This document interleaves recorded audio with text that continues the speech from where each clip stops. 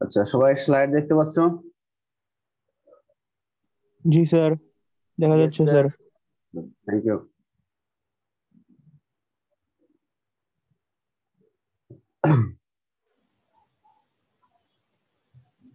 আচ্ছা, আজকের ক্লাস শুরু করছি। আমরা আজকে কোর্স রসায়নের 6 নম্বর লেকচার শুরু করব।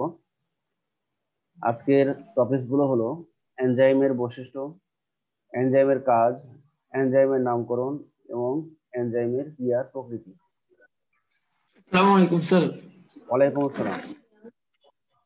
স্যার আমাদের ওই যে ইভালুয়েশন টেস্টের বায়োলজির সিলেবাসটা কি হবে স্যার? ওটা সে ক্লাস শেষে বলে দেবো। আচ্ছা স্যার। আচ্ছা, এনজাইমের সংজ্ঞাটা আমরা জানি। যেসব রাসায়নিক যৌগ, বিশেষত প্রোটিন, হ্যাঁ, বিভিন্ন জৈবিক বিক্রিয়ায় স্বল্প মাত্রায় অংশগ্রহণ করে, বিক্রিয়ার হারকে ত্বরান্বিত করে এবং বিক্রিয়া শেষে নিজেরা শর্ত সাপেক্ষে অপরিবর্তিত থাকে, সেসব রাসায়নিক যৌগকে এনজাইম বলে। এনজাইমের বৈশিষ্ট্য, এনজাইমের ভৌত বৈশিষ্ট্য। এনজাইম হলো এক ধরনের প্রোটিন। জীবকোষে এরা কলের রূপে অবস্থান করে। এর কার্যকারিতা পিএইচ দ্বারা নিয়ন্ত্রিত হয়। পিএইচ 6 থেকে 9-এর মধ্যে সকল এনজাইমই সবচেয়ে বেশি ক্রিয়াশীল থাকে। হ্যাঁ, যখন এনজাইমে পিএইচ 6 থেকে 9-এর মধ্যে থাকে, সেই মিডিয়াতে বা সেই পরিবেশে এনজাইম ভালো কাজ করতে পারে। 6 থেকে 9 মানে হলো 6 থেকে 7-এর নিচে হলো অ্যাসিডিক, আর 7-এর উপর থেকে 9 পর্যন্ত হলো ক্ষারীয়। তাহলে আমরা বুঝতে পারছি যে ক্ষারীয় পরিবেশে এনজাইম ভালো কাজ করে। আমরা যদি আমাদের নিজেদের শরীরই চিন্তা করি, আমাদের পাকস্থলী যে পরিবেশ সেটা হলো অম্লীয়, আর আমাদের ক্ষুদ্রান্তের যে পরিবেশ সেটা হলো ক্ষারীয়। এই জন্য দেখা যায় পাকস্থলীতে এনজাইমের পরিমাণটা কম, আর ক্ষুদ্রান্তে এনজাইমের পরিমাণটা বেশি, কারণ ক্ষারীয় পরিবেশে এনজাইম ভালো কাজ করে। এরা তাপপ্রবণ, অর্থাৎ তাপে নষ্ট হয়। স্বল্প মাত্রায় অংশগ্রহণ করে বিক্রিয়ার হারকে ত্বরান্বিত করে। নির্দিষ্ট এনজাইম নির্দিষ্ট বস্তুর উপর ক্রিয়া করে। এনজাইমের কার্যকারিতা এদের ত্রিমাত্রিক গঠন দ্বারা নিয়ন্ত্রিত হয়।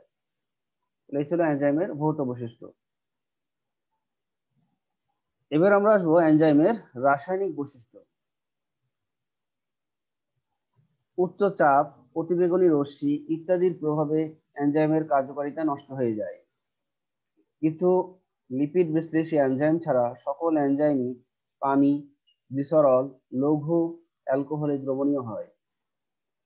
Ammonium sulphate, sodium chloride, picric acid ইত্যাদির দ্বারা এনজাইম অধক্ষেপিত হয় বা তলানি হিসেবে জমা হয়। অম্লীয় ও ক্ষারীয় উভয় পরিবেশেই ক্রিয়াশীল থাকে। কোএনজাইম, কোফ্যাক্টর ইত্যাদির উপস্থিতিতে এনজাইমের বিক্রিয়া ত্বরান্বিত করে। তাহলে কোএনজাইম, কোফ্যাক্টর জিনিসগুলো কি আমরা আজকের লেকচারে পেয়ে যাব, পরে এগুলো আছে। তাহলে আমরা এতক্ষণ এনজাইমের বৈশিষ্ট্য পড়লাম। এবার আমরা আসবো এনজাইমের কাজ। তাহলে জীবদেহকে কার্যক্ষম রাখতে শারীরবৃত্তীয় বিক্রিয়াগুলো পরিচালনা করে। আমাদের যে শরীরের বিভিন্ন ক্রিয়া বিক্রিয়াগুলো হয় সেগুলোতে ইনভলভ থাকে এনজাইম। জীবদেহের গঠন ও বৃদ্ধি নিয়ন্ত্রণ করে। তাহলে সেই ক্রিয়া বিক্রিয়া ঘটানোর ফলেই কিন্তু আমাদের বৃদ্ধি বা দেহের গঠন নিয়ন্ত্রিত হচ্ছে। জীবদেহে শক্তি সঞ্চয় করে, বিক্রিয়ার গতি বাড়ায়। স্বল্প পরিমাণ এনজাইম প্রচুর পরিমাণ সাবস্ট্রেটকে প্রোডাক্টে পরিণত করে। সাবস্ট্রেট জিনিসটা হলো কি, যে এনজাইম যেসব পদার্থের উপর বা যেসব যৌগের পরে ক্রিয়া করে তাকে সাবস্ট্রেট বলে। এনজাইম যেসব যৌগের উপর বা যেসব বস্তু বা পদার্থের উপরে ক্রিয়া করে বা কাজ করে তাকে সাবস্ট্রেট বলে। এনজাইম কোন বস্তুর একটি বিশেষ বন্ধনীতে পানির আয়নকে সংযুক্ত করে। এনজাইম বিভিন্ন পদার্থকে জারিত বা বিজারিত করে। এনজাইম কোনো বস্তু থেকে একটি কার্যকরী মূলককে অপর একটি বস্তুতে স্থানান্তরিত করে। এনজাইম বস্তুর পরমাণুর পুনর্বিন্যাস ঘটিয়ে আইসোমার গঠন করে। এনজাইম বিক্রিয়ার মাধ্যমে বিভিন্ন বন্ধন দ্বারা দুটি ভিন্ন ধরনের বস্তুকে একত্রে সংযুক্ত করে।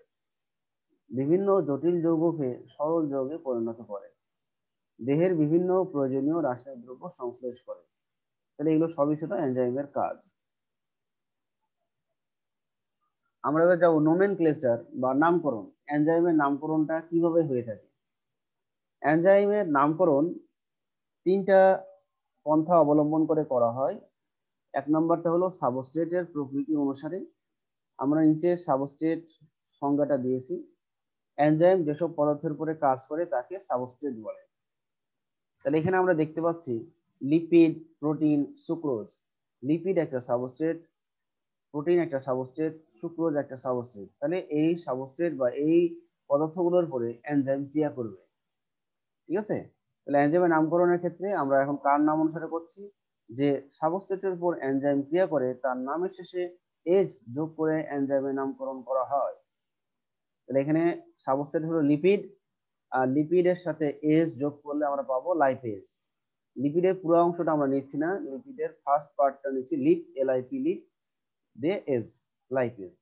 প্রোটিনের হ্যাঁ প্রোটি দিয়ে প্লাস এজ, প্রোটিয়েজ। সুক্রোজের হ্যাঁ সুক্রোজের হলো SUCR, তারপরে আমরা দিয়ে দেবো এজ, সুক্রেজ। তাহলে আমরা এখানে সাবস্ট্রেটের নামের শেষে এজ যুক্ত করে আমরা নামকরণ পেয়ে যাচ্ছি। তাহলে আমি এরকম দু একটা সাবস্ট্রেটের নাম বলি, তোমরা এনজাইমের নামটা বলবা। সেলুলোজ, এনজাইমের নামটা তাহলে কি হবে? সেলুলোজের ক্ষেত্রে এনজাইমের নামটা কি হবে তাহলে? সেলুলোজ, ল্যাকটোজ, ল্যাকটেজ, ল্যাকেজ, ম্যালটোজ, ম্যালটেজ। হ্যাঁ, এরকম মাল্টেজ। কিন্তু। জি স্যার। কিন্তু গ্লুকোজ, গ্লুকেজ কিন্তু হবে না। গ্লুকোজ, গ্লুকেজ বা ফ্রুক্টোজ, ফ্রুক্টেজ হবে না। কারণটা কেউ বলতে পারবা কেন গ্লুকোজ বা ফ্রুক্টোজ হবে না? গ্লুকোজে গ্লুকেজ এনজাইম কেন হবে না? গ্লুকোজ তো একটা সাবস্ট্রেট। মনোস্যাকারাইড। Yes, monosaccharide. আমরা জানি যে মনোস্যাকারাইডকে বিশ্লিষ্ট করা যায় না, বা একে ভেঙে ক্ষুদ্রতম সরল একক পাওয়া যাবে না শর্করা। তো ঠিক আছে, এই হলো সাবস্ট্রেটের নাম অনুসারে। এবার আমরা যাব বিক্রিয়ার নাম অনুসারে। এনজাইম যে ধরনের বিক্রিয়াকে প্রভাবিত করে তার নাম অনুসারেও এনজাইমের নামকরণ করা হয়। যেমন অক্সিডেশন বিক্রিয়ার পর ক্রিয়াশীল এনজাইমের নাম অক্সিডেজ। আবার রিডাকশন বিক্রিয়ার পর ক্রিয়াশীল এনজাইমের নাম রিডাকটেজ। এইভাবে আইসোমারেজ, ট্রান্সফারেজ, ফসফোরাইলেজ, কার্বক্সিলেজ ইত্যাদি এ শ্রেণীর এনজাইম। যেমন নিচে আমি কয়েকটা বিক্রিয়ার নাম লিখেছি। অক্সিডেশন, অক্সিডেশন বিক্রিয়াটা কি? যে কোনো সাবস্ট্রেটের সাথে অক্সিজেনকে যোগ করবে। রিডাকশনটা হলো কি? কোনো সাবস্ট্রেট হতে হাইড্রোজেন, সাবস্ট্রেটের সাথে হাইড্রোজেন যোগ করবে বা বের করবে। এখানেও ঠিক আছে, অক্সিজেন যোগ করবে বা অক্সিজেন বের করবে। অক্সিডেশন। রিডাকশনটা হলো হাইড্রোজেন যোগ করবে বা বের করবে। হাইড্রোলাইসিসটা হলো আদ্র বিশ্লেষণ। তাহলে এগুলো কিন্তু বিভিন্ন বিক্রিয়ার নাম। তাহলে আমরা বিক্রিয়ার নামের শেষের অংশে এস যোগ করে দেবো। Oxidation plus ase oxidase, reduction plus ase reductase, hydrolysis plus ase hydrolase. ঠিক একই রকম ভাবে কার্বক্সিলেশন প্লাস এস কার্বক্সিলেজ। হ্যাঁ, এরকম তাহলে আমরা বিভিন্ন বিক্রিয়ার নামের শেষের অংশে এস যোগ করে আমরা এনজাইমের নামকরণ পেয়ে যাব। ঠিক আছে? তারপরে আমরা এখানে বলতে পারি ফসফোরাইলেশন। ফসফোরাইলেশন একটা বিক্রিয়ার নাম। ফসফোরাইলেশন বিক্রিয়ায় কি হয়? যে এরা কোনো সাবস্ট্রেটের সাথে ফসফেটকে যোগ করে অথবা সাবস্ট্রেট থেকে ফসফেটকে বের করে। এটা ফসফোরাইলেশন হলো বিক্রিয়ার নাম। তার নামের শেষে যদি এস যোগ করি তাহলে এনজাইমের নাম হবে ফসফোরাইলেজ। তাহলে বিক্রিয়ার নাম অনুসারে এনজাইমের নামকরণ কি সবাই বুঝতে পেরেছো?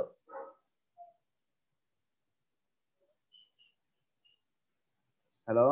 জি স্যার। আচ্ছা, থ্যাংক ইউ। এবার আমরা আসবো 3 নম্বর। 3 নম্বরটা ছিল সাবস্ট্রেট ও বিক্রিয়ার নাম অনুসারে। তাহলে এখানে দুটাই ইনভলভ থাকবে, সাবস্ট্রেটের নামের অংশও থাকবে, আবার বিক্রিয়ার নামের অংশও থাকবে। কোনো কোনো ক্ষেত্রে এনজাইমের নামের দুটি অংশ থাকে। নামের একটি অংশ সাবস্ট্রেটের নাম অনুসারে এবং অপর অংশটি বিক্রিয়ার নাম অনুসারে হয়।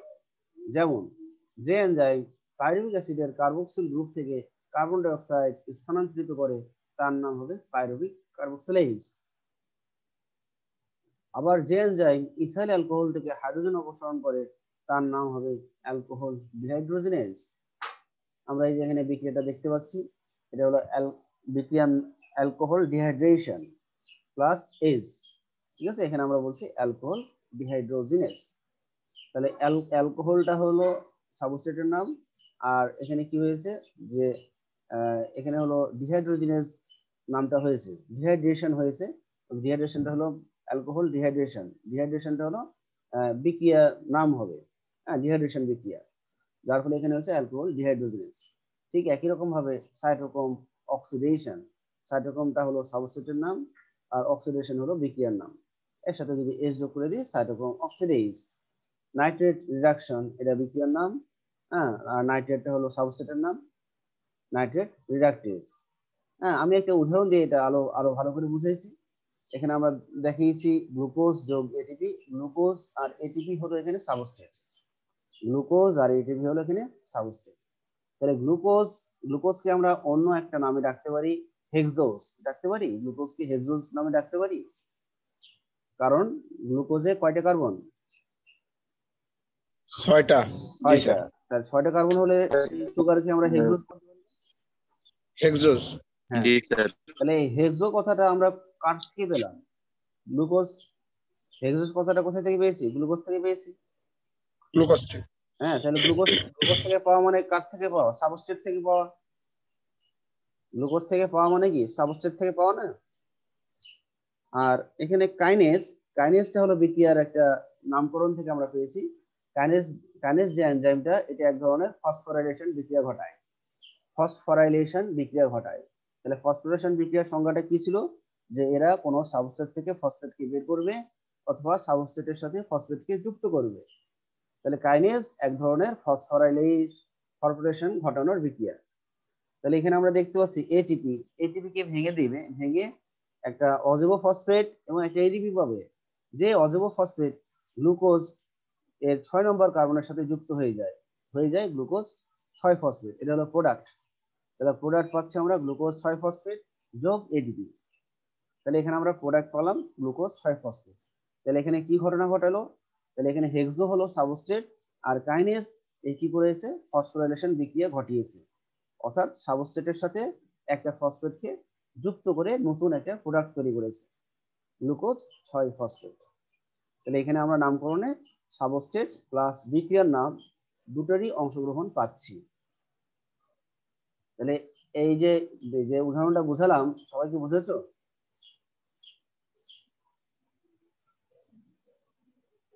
হ্যালো, যে উদাহরণটা এখনই বললাম সেটা কি সবাই বুঝেছো? গ্লুকোজ আর স্যার এই সাবস্ট্রেটটা কি স্যার? একটু সাবস্ট্রেট পরে হলো, ক্লাসে জয়েন দিছি তো। সাবস্ট্রেট হলো এনজাইম যেসব যৌগের উপরে ক্রিয়া করে। এখানে গ্লুকোজও একটা সাবস্ট্রেট প্লাস এটিপি একটা সাবস্ট্রেট। ওকে, জি স্যার। আচ্ছা, নিচে দুটো ইনফরমেশন দেওয়া আছে, একটা জাইমেজ একটা জাইমোজেন। এগুলা আসলে এনজাইমের প্রকৃতি। কিছু কিছু এনজাইম আছে যারা নির্গত হওয়ার পর পর সক্রিয় অবস্থায় বিরাজমান, তাদেরকে বলবো জাইমেজ এনজাইম। আবার কিছু এনজাইম আছে নির্গত হওয়ার পর নিষ্ক্রিয় অবস্থায় থাকে, সেই নিষ্ক্রিয় এনজাইমকে পরে অন্য কোনো মৌল বা যৌগ তাদেরকে সক্রিয় করে, তাদেরকে বলবো আমরা জাইমোজেন।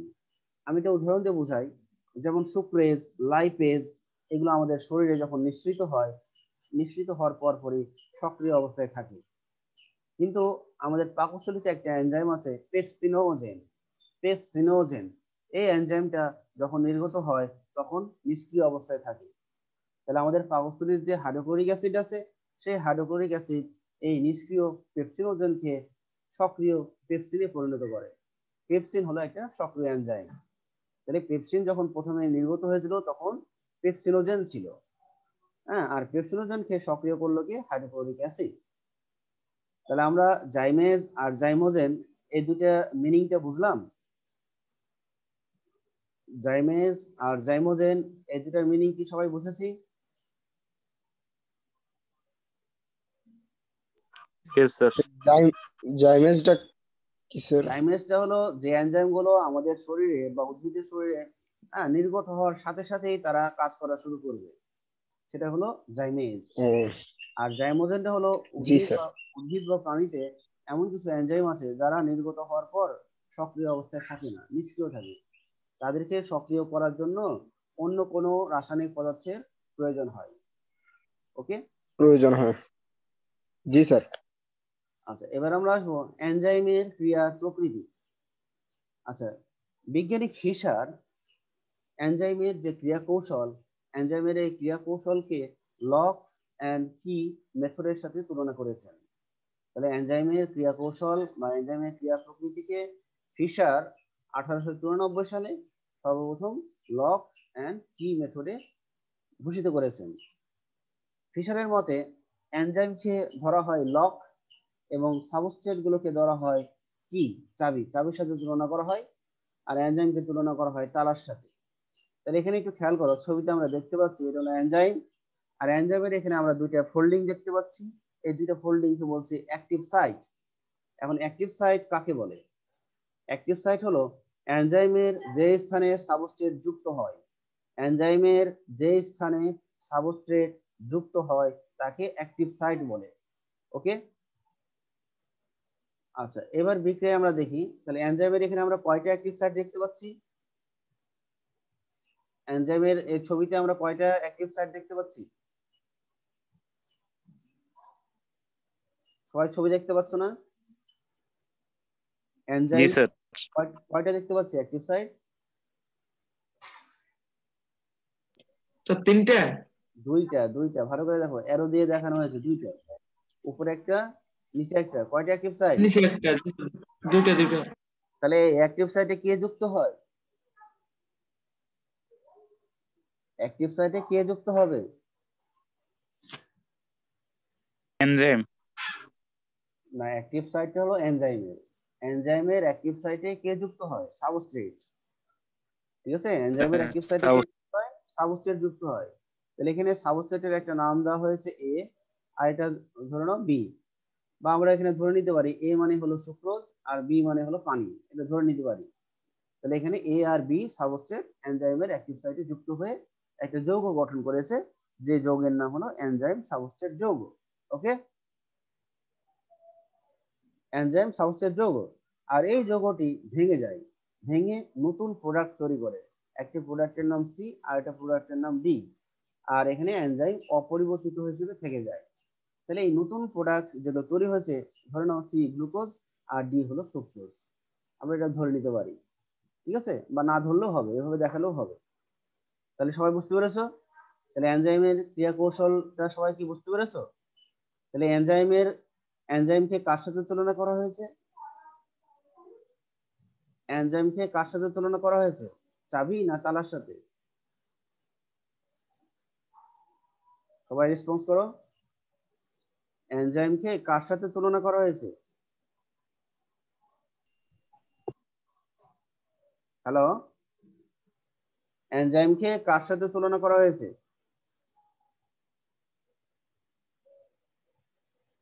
তালার সাথে। আর সাবস্ট্রেট গুলোকে কার সাথে তুলনা করা হয়েছে?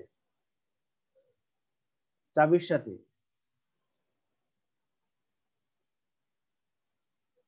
আচ্ছা, এবার আমরা আসবো যে এনজাইমের কি আর প্রকৃতি, এটা সম্পর্কে আমরা বলি। তাহলে প্রথম পর্যায়ে সাবস্ট্রেট অণু এনজাইমের বিক্রিয়াস্থল বা অ্যাক্টিভ সাইটে যুক্ত হয়ে এনজাইম সাবস্ট্রেট কমপ্লেক্স বা যৌগ গঠন করে। দ্বিতীয় পর্যায়ে এনজাইম সাবস্ট্রেট কমপ্লেক্স বিশ্লিষ্ট হয়ে রাসায়নিক বিক্রিয়ার মাধ্যমে নতুন পদার্থের সৃষ্টি করে এবং এনজাইম অপরিবর্তিত অবস্থায় পৃথক হয়ে যায়। তাহলে এটাই ছিল এনজাইম এর ক্রিয়া প্রকৃতি। আচ্ছা, নিচে আমরা আরেকটা জিনিস পড়বো, সেটাকে বলা হয় ইনডিউসড ফিট। ইনডিউসড ফিট এই জিনিসটা কি? কোনো কোনো ক্ষেত্রে এনজাইমের অ্যাক্টিভ সাইটে সাবস্ট্রেট সঠিকভাবে ফিট হয় না। তাহলে সাবস্ট্রেট অ্যাক্টিভ সাইটে সঠিকভাবে ফিট না হওয়ার কারণ হয় অ্যাক্টিভ সাইট থেকে সাবস্ট্রেট বড়, আর না হলে অ্যাক্টিভ সাইট থেকে সাবস্ট্রেট ছোট। এসব ক্ষেত্রে সাবস্ট্রেট অ্যাক্টিভ সাইটে যুক্ত হলে এনজাইমের আকার পরিবর্তন হয়ে যায় এবং সাবস্ট্রেট অ্যাক্টিভ সাইটে সঠিকভাবে ফিট করে নেয়। একে বলা হয় ইনডিউসড ফিট। আমরা যদি ছবি একটু দেখি তাহলে এটা বুঝতে পারবো। সবাই ছবিটা দেখতে পাচ্ছ? সবাই ছবিটা দেখতে পাচ্ছ? জি স্যার, দেখা যাচ্ছে। আচ্ছা, বাম সাইডে যে ছবিটা দেখো, সেই বাম সাইডে আমরা এখানে দেখতে পাচ্ছি এনজাইমের এখানে যে একটা গর্তের মতো, এটা হলো অ্যাক্টিভ সাইট, আর এখানে দেওয়া আছে সাবস্ট্রেট। আমরা ইনডিউসড ফিট বোঝাচ্ছি এখন।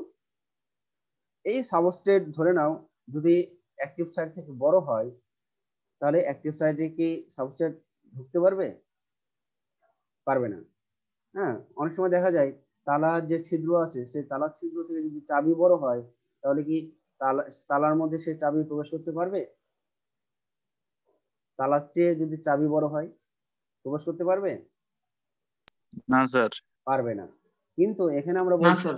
এখানে আমরা বলছি কি ইনডোর ফিটটা কি বলছি, যে অনেক সময় দেখা গেলো যে সাবস্ট্রেট যদি অ্যাক্টিভ সাইট থেকে বড় বা ছোট হয় সেক্ষেত্রে কি হয়, এনজাইমের অ্যাক্টিভ সাইট নিজের কাঠামোটা পরিবর্তন করে সাবস্ট্রেটকে ফিট করে নেয়। আর এই ধরনের ফিট করার কারণে এনজাইমের কাঠামোর পরিবর্তন ঘটে। আর এই ফিটকে আমরা বলবো ইনডিউসড ফিট। এই ফিটকে আমরা কি বলবো? Induced fit. আর এই ইনডিউসড ফিটের কারণে ফিশারের যে লক অ্যান্ড কি মেথড এটা পরিত্যাজ্য বা গ্রহণযোগ্য হয় না। তাহলে আমরা এখানে অনেক সময় প্রশ্ন করি যে ইনডিউসড ফিটের কারণে কেন তালাচাবি এনজাইমের তালাচাবি মতবাদ গ্রহণযোগ্য নয়, এরকম একটা কোশ্চেন করে থাকি। তাহলে সবাই কি ইনডিউসড ফিট মতবাদটা বুঝতে পারলা? ইনডিউসড ফিট মতবাদ কি সবাই বুঝতে পেরেছো? জি স্যার।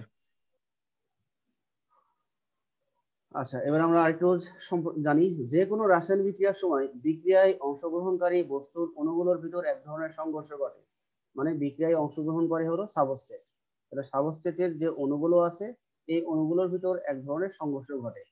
প্রতি প্রতি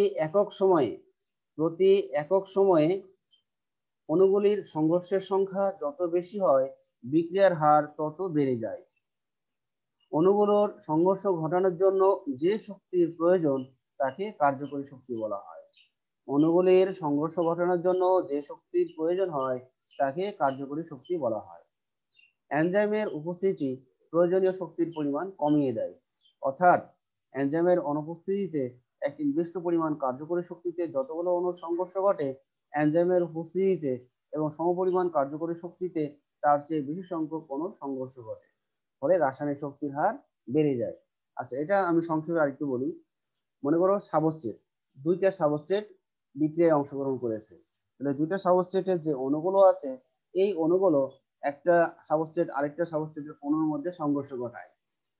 এবং এখানে দেখা গেল যে কার্যকরী শক্তি কম থাকে, ফলে বিক্রিয়ার হার খুব কম।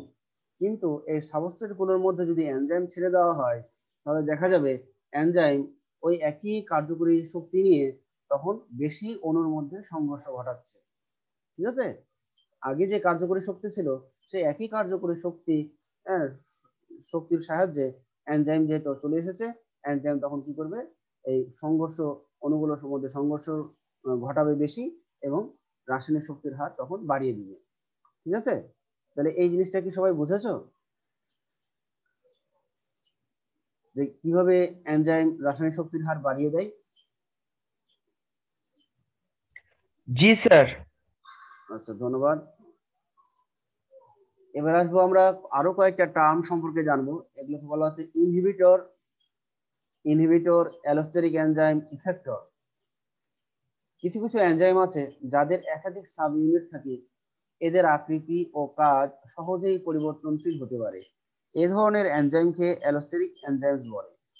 তাহলে যেসব এনজাইমের একাধিক সাব ইউনিট আছে এবং যাদের আকৃতি ও কাজ সহজেই পরিবর্তনশীল হতে পারে এই ধরনের এনজাইমকে অ্যালোস্টেরিক এনজাইম বলে। এবার আসবো ইফেক্টর। অ্যালোস্টেরিক এনজাইমসের কার্যকারিতা নিয়ন্ত্রণকারীকে ইফেক্টর বলা হয়। এরা এনজাইমের অ্যাক্টিভ সাইট ছাড়া অ্যালোস্টেরিক সাইটে যুক্ত হয়ে অ্যাক্টিভেটর বা ইনহিবিটর হিসেবে কাজ করে। তাহলে ইফেক্টর অণুগুলো এনজাইমের অ্যাক্টিভ সাইট ছাড়াও আরো একটা সাইট আছে অ্যালোস্টেরিক সাইট, সেখানে যুক্ত হয়ে অ্যাক্টিভেটর বা ইনহিবিটর হিসেবে কাজ করে। অ্যাক্টিভেটর মানে বিক্রিয়ার হারকে বাড়িয়ে দেয় আর ইনহিবিটর মানে বিক্রিয়ার গতিকে থামিয়ে দেয়। এখন আমরা আসবো ইনহিবিটর কাকে বলে। কিছু কিছু পদার্থ এনজাইমের কাজে বাধা দান করে, এদের ইনহিবিটর বলে।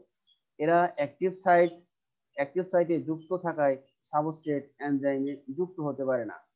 অনেক সময় ইনহিবিটর অ্যালোস্টেরিক সাইট বা এনজাইমের অন্য কোনো স্থানে যুক্ত থাকলেও অ্যাক্টিভ সাইট অকার্যকর হয়ে পড়ে, তখন সাবস্ট্রেট অ্যাক্টিভ সাইটে বসতে পারে না।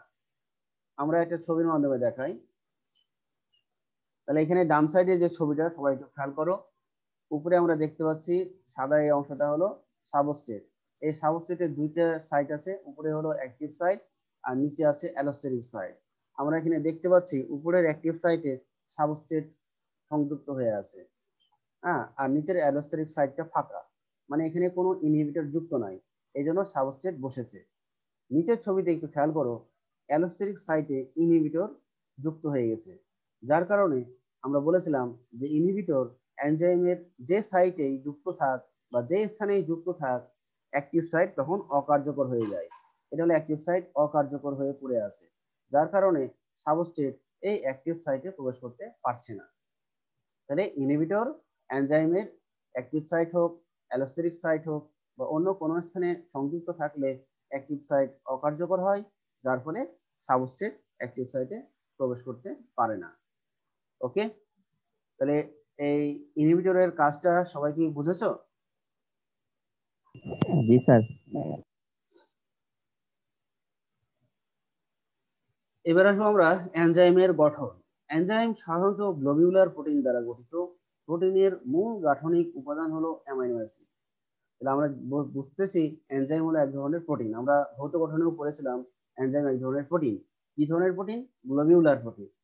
আর প্রোটিনের উপাদান মানেই হলো অ্যামাইনো অ্যাসিড। তাহলে এনজাইমে অ্যামাইনো অ্যাসিডের সংখ্যা সর্বনিম্ন 62। হ্যাঁ, তাহলে 62টি অ্যামাইনো অ্যাসিড দিয়ে গঠিত যে এনজাইমটা, তার নাম কি?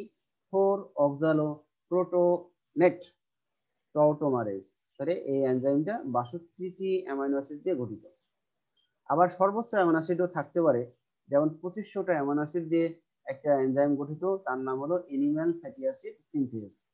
তাহলে আমরা দেখতে পাচ্ছি এনজাইমের গঠনে সর্বনিম্ন 62টি অ্যামাইনো অ্যাসিড এবং সর্বোচ্চ 2500 অ্যামাইনো অ্যাসিড পর্যন্ত হতে পারে।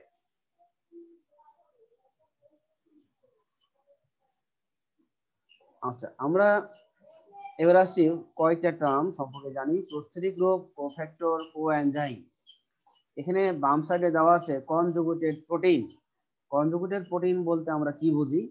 যে প্রোটিন এবং নন প্রোটিন অংশ নিয়ে গঠিত যৌগকে আমরা বলবো কনজুগেটেড প্রোটিন। তাহলে কনজুগেটেড প্রোটিনের সংজ্ঞা সবাই বুঝতে পেরেছো? প্রোটিনের সাথে নন প্রোটিন যুক্ত হয়ে কনজুগেটেড প্রোটিন গঠন করে। কনজুগেটেড প্রোটিনের সংজ্ঞা সবাই বুঝেছো? জি স্যার। এবার আমরা বলছি কনজুগেটেড প্রোটিনের শুধু প্রোটিন অংশকে বলবো অ্যাপোএনজাইম। অ্যাপোএনজাইমের সংজ্ঞা সবাই বুঝেছো? আমরা কি বললাম? কনজুগেটেড প্রোটিনের কোন অংশ? প্রোটিন অংশকে অ্যাপোএনজাইম বলে। ওকে, তাহলে অ্যাপোএনজাইম কি দ্বারা গঠিত? অ্যাপোএনজাইম তাহলে কি দ্বারা গঠিত? রেসপন্স করো। অ্যাপোএনজাইম কি দ্বারা গঠিত? প্রোটিন। হ্যাঁ, যেহেতু আমরা বলছি কনজুগেটেড প্রোটিনের প্রোটিন অংশকে কি বলা হয়? অ্যাপোএনজাইম। তাহলে অ্যাপোএনজাইম কি দ্বারা গঠিত? প্রোটিন। আচ্ছা, এখানে আমরা ডান সাইডে দেখতে পাচ্ছি নন প্রোটিন। তাহলে কি বলবো? কনজুগেটেড প্রোটিনের নন প্রোটিন অংশকে প্রস্থেটিক গ্রুপ বলে। আমরা প্রস্থেটিক গ্রুপের সংজ্ঞাটা সবাই বুঝলাম? জি স্যার।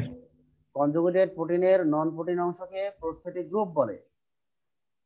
এই প্রস্থেটিক গ্রুপ যদি কোনো জৈব রাসায়নিক পদার্থ হয়, তখন তাকে আমরা বলবো কোএনজাইম।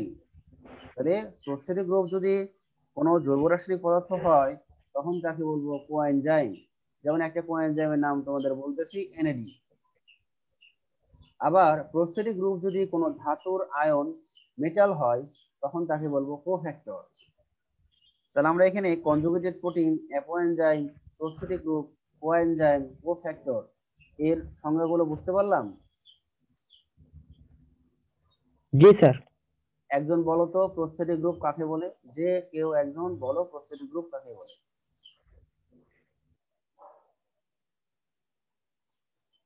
সাহস করে বলো একজন। প্রস্থেটিক গ্রুপ কাকে বলে? যে কেউ একজন বলতে পারো। স্যার, কনজুগেটেড প্রোটিনের নন প্রোটিন অংশকে প্রস্থেটিক গ্রুপ বলে। আচ্ছা, থ্যাংক ইউ। তাহলে এখানে প্রস্থেটিক গ্রুপ কয় ধরনের? স্যার, 2 ধরনের। হ্যাঁ, নামগুলো কি কি? কোফ্যাক্টর। স্যার, নাম মনে নেই। নামই যেখানে দেওয়া আছে কোফ্যাক্টর আরেকটা ও হ্যাঁ, কোফ্যাক্টর একটা কোএনজাইম। এতো গুড, থ্যাংক ইউ। আচ্ছা এবার আমরা আসবো কয়েকটা কোএনজাইমের নাম। তাহলে কোএনজাইমের এখানে ক্ষুদ্র বা সংক্ষিপ্ত রূপ দেওয়া আছে, আমরা এগুলোর পূর্ণ রূপ জানবো। এফএডি, এফএডি এর পূর্ণ রূপ হলো ফ্লাভিন অ্যাডেনিন ডাইনিউক্লিওটাইড। FADH2 এর নাম হলো রিডিউস ফ্লাভিন অ্যাডেনিন ডাইনিউক্লিওটাইড, লাস্টে যে H2 আছে এই জন্য reduce. FMN flavin mononucleotide. NAD nicotinamide adenine dinucleotide. NADH2 যেহেতু H আছে এই জন্য reduce nicotinamide adenine dinucleotide. NADP plus H ion, হ্যাঁ NADP মানে হলো, আর এখানে হাইড্রোজেন যেহেতু প্লাস মানে যুক্ত আছে এই জন্য বলবো reduce nicotinamide adenine dinucleotide phosphate. CoA আমরা অনেক জায়গাতে এই সংক্ষিপ্ত রূপটা দেখতে পাবো। CoA এর পুরো রূপ হলো coenzyme A। ATP adenosine triphosphate. NADP nicotinamide adenine dinucleotide phosphate. তাহলে এরকম আমরা বইয়ে অসংখ্য এরকম ছোট ছোট সংক্ষিপ্ত রূপ পাবো, এগুলোর আমাদের এক্সটেনশন শিখতে হবে। আমরা এখানে যেগুলো পরীক্ষায় বেশি আসে সেগুলো নিয়ে আমি এখানে আলোচনা করেছি, আরো কিছু এরকম সংক্ষিপ্ত রূপ থাকতে পারে। তো আজকে যে ক্লাসগুলো আমরা করালাম এই ক্লাসের মধ্যে কারো যদি কোথাও গ্যাপ থাকে বলতে পারো, কারো কোথাও সমস্যা আছে আজকে স্যার সিট সাবজেক্টিভে স্যার এসব কোশ্চেন কিভাবে আসবে? সাবজেক্টিভে এসব কোশ্চেন কিভাবে আসবে? সাবজেক্টিভে এসব কোশ্চেন হয়তো তোমাকে এই যে এটা মনে করো একটা আসতে পারে, মনে করো এখানে কিছুই লেখা নাই, এই বিক্রিয়াটাই দিয়ে দিলাম, হ্যাঁ তাহলে আমরা এই এই এনজাইমের এই অ্যাক্টিভ এনজাইম কথাটা মনে করে লেখা নাই, তাহলে আমরা এখানে দিয়ে দিলাম এনজাইম মানে এটা হলো, এখানে দিয়ে দিলাম মনে করো পি, হ্যাঁ তারপরে এখানে দিলাম মনে করো যে এটা এ আর বি ঠিকই আছে, এনজাইমের নাম দিয়ে দিলাম পি, তাহলে এটা একটা উদ্দীপক থাকতে পারে। তাহলে যেহেতু তোমরা এখানে বুঝতে পারলা পি মানে কি এনজাইম, পি মানে কি এনজাইম, তখন আমরা বললাম যে উদ্দীপকে উল্লেখিত পি অংশের ক্রিয়ার প্রকৃতি বা ক্রিয়া কৌশল ব্যাখ্যা করো। তাহলে পি মানে হলো এনজাইম, এনজাইমের ক্রিয়া কৌশল ব্যাখ্যা করে চলে আসলাম। বা পি পি এর হয়তো নামকরণ নীতিমালাগুলো চাইলাম, বা পি এর বৈশিষ্ট্য চাইলাম, বি এর বি এর পি এর সরি এক্স এর আমরা ধরেছিলাম পি, তাই না? তাহলে পি এর এনজাইম মানে পি মানে এনজাইম, তাহলে পি এর হয়তো প্রকারভেদ হয়তো আমরা চাইতে পারি বা শ্রেণীবিভাগ চাইতে পারি, এরকম চিত্র দিয়ে আসতে পারে। অনেক সময় হয়তো চিত্র আসলো না, হয়তো কোনো একটা দিয়ে দিল, উদ্দীপকের নাম দিয়ে দিল, কোনো একটা এনজাইমের নাম দিয়ে দিল, সুক্রেজ, হ্যাঁ সুক্রেজ এনজাইম সুক্রোজকে ভেঙে গ্লুকোজ এবং ফ্রুক্টোজ গঠন করে। তাহলে উল্লেখিত যে সুক্রেজ যেটা সুক্রেজ আমরা ওখানে বললাম যে উদ্দীপকের উল্লেখিত প্রথম যে যৌগটা আছে, প্রথম যৌগটা হলো কি সুক্রেজ, তখন ওই যৌগটা বুঝতে পারলাম এনজাইম, তখন আমরা এনজাইম যেহেতু বুঝতে পেরেছি তখন এনজাইম থেকে আমরা মানে নামকরণ দিতে পারি, শ্রেণী বিভাগ দিতে পারি, হ্যাঁ বিভিন্ন ওয়ে আছে। তাহলে কি বুঝতে পেরেছো? জি স্যার বুঝতে পারছি। স্যার আমাদের ইভ্যালুয়েশন টেস্টে কি অধ্যায় 1 2 3 কি 3 উপরে কি পরীক্ষা নেওয়া হবে? হ্যাঁ হ্যাঁ এই যে আমরা এখন বলতেছি সিলেবাস সম্পর্কে, দেখো সবাই খেয়াল করো, প্রথম অধ্যায় যেটা কোষ ও কোষের গঠন, অধ্যায়ের শুরু থেকে নিউক্লিয়াস পর্যন্ত আমরা যে এতটুকুই পড়াইছি, প্রথম অধ্যায়ের আমরা নিউক্লিয়াস পর্যন্ত পড়াইছি, তাহলে আমরা এখান থেকে কোষ ঝিল্লি, তারপরে কোষ প্রাচীর আমরা কয়েকটা অঙ্গাণু পড়িয়েছি, অঙ্গাণু পড়ানোর পর আমরা পড়াইছি নিউক্লিয়াস। আর দ্বিতীয় অধ্যায় এবং তৃতীয় অধ্যায় আমরা সবই পড়িয়েছি। স্যার হ্যাঁ বলো। স্যার ডিএনএ রেপ্লিকেশন আরএনএ এগুলা কি আসবে না তাইলে? তোমাদের ইভ্যালুয়েশন টেস্টে এবার থাকবে না, ওটা পরের পরবর্তী পরীক্ষাগুলোতে থাকবে। আমরা এই কোর্স রসায়ন চ্যাপ্টার শেষ করে আমরা আবার ওখানে ফিরে যাব, নিউক্লিয়াসের পরে যেগুলো ছিল সেগুলো আবার করব। ওকে? জি স্যার ধন্যবাদ। তৃতীয়টা কি পুরোটা আছে? হ্যাঁ তৃতীয় অধ্যায় পুরাটাই আছে। আর তোমরা একটা জিনিস খেয়াল করবা, আচ্ছা, স্যার। যে আমরা যে স্লাইড গুলো পড়িয়েছি তোমাদের ম্যাক্সিমাম কোশ্চিন এই স্লাইড জি স্যার। নির্ভর করে করা হয়েছে। হ্যাঁ, ম্যাক্সিমাম কোশ্চেনই কিন্তু স্লাইডের উপর নির্ভর করে করা হয়েছে। 2-3টা কোশ্চেন হয়তো বইয়ের অন্য জায়গা থেকে করা হয়েছে। কাজেই তোমরা স্লাইডের উপর বেশি গুরুত্ব দিবা এবং পাশাপাশি বইগুলো একটু অবজার্ভ করবা। ওকে, স্যার আমাদের এই কোশ্চেন সেট কয়টা করা হবে? কোশ্চেন হবে 30টা। কোশ্চেন হবে 30টা এবং সবই হবে এমসিকিউ। এবং কোশ্চেন পরীক্ষাটা সম্ভবত জানুয়ারির প্রথম দিকে হতে পারে। এখনো ডেট হয় নাই, ডেট ফাইনাল হয় নাই, তবে এরকম একটা ধারণা পাচ্ছি আমরা, জানুয়ারির প্রথম দিকে হতে পারে। দ্বিতীয় অধ্যায় কি পুরোটুকি? হ্যাঁ, দ্বিতীয় অধ্যায় কোষ বিভাজনের সবই, আর তৃতীয় অধ্যায় কোষ স্যার রসায়নের। বইতে তো একটু বেশি লেখা আছে দেখলাম আরো। হ্যাঁ, আমি তো বললামই যে স্লাইডে যেগুলো আছে এগুলো খুব ভালো করে পড়ো, পাশাপাশি বইয়ের মধ্যে দেখবা। স্যার আর ওই সাইডের সাথে মিলে এই বইগুলো দেখবো আর কি। হ্যাঁ হ্যাঁ, আর আরেকটা হলো যে বইয়ের মধ্যে দেখবা যে যেগুলো আমরা হয়তো টাচ করি নাই, পড়াইনি, সেগুলো বোল্ড মানে মোটা অক্ষরে লেখা আছে। বইয়ের মধ্যে একটু খেয়াল করে দেখো যে বইয়ের মধ্যে বোল্ড করে লেখা আছে, তো ওগুলো একটু পড়বা। হ্যাঁ, ওগুলো এমসিকিউর জন্য ইম্পর্টেন্ট। স্যার শুরুর ক্লাস থেকে এই পর্যন্ত সবগুলা স্লাইড কোথায় পাবো একবারে? একবারে এরকম এরকম তো একসাথে তো পাওয়া যায় না মনে হয়। না, নয় যে তোমাদের ঢাকা সিটি কলেজ .edu.bd/hsc যে ওয়েবসাইটটা আছে, এই ওয়েবসাইটে তোমাদের ইউজার আইডি পাসওয়ার্ড আছে না তোমাদের? জি জি স্যার। স্যার। হ্যাঁ, ওই ইউজার আইডি আর পাসওয়ার্ড দিয়ে ঢুকে তো সবগুলো তো ডাউনলোড করতে পারবা। এরকম ডেট দিবা, ডেট দিয়ে কোন দিন ক্লাস হয়েছে ওই ক্লাসে।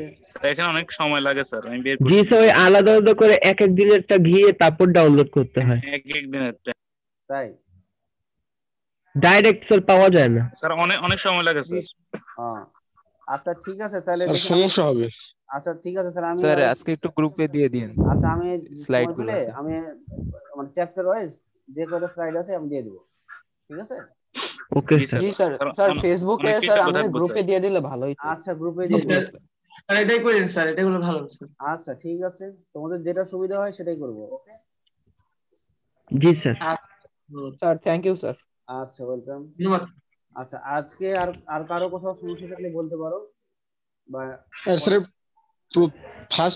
প্রথম অধ্যায়ের নিউক্লিয়াসের আগ পর্যন্ত। হ্যাঁ হ্যাঁ, নিউক্লিয়াস না, নিউক্লিয়াস সহ, নিউক্লিয়াসের আগ পর্যন্ত না, নিউক্লিয়াসই হবে শেষ। প্রথম অধ্যায় থেকে শুরুর দিক থেকে একবারে নিউক্লিয়াসে এসে শেষ হবে। ওকে, জি স্যার। Okay sir. আচ্ছা, অ্যাক্টিভ সাইট কাকে বলে বলো তো? অ্যাক্টিভ সাইট কাকে বলে আজকের পড়া? এই ছবি দেখে বলো, অ্যাক্টিভ সাইট কাকে বলে? একদম সাহস করে বলে দাও, অ্যাক্টিভ সাইট কাকে বলে?